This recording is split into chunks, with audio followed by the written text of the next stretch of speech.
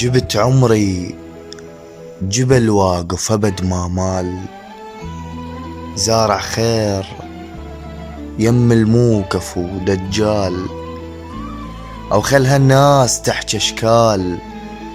كبير وقمت فرزن واعرف المحتال، واحدهم وجه مكشوف ما عنده، عدنا الطيب احنا وتشهد الافعال، وابد ما عدنا حكي القيل والقال، وعرفناهم بعد ما ننخدع بيهم، وسخة قلوبهم بانت نواييهم، متروسين غل وحقد هاي الناس، عكسانة تماما جنت شاريهم، مشاكلهم سواد قلوبهم والله مثل الحي طلعوا فما بيهم، وكل هذا واقول نضاف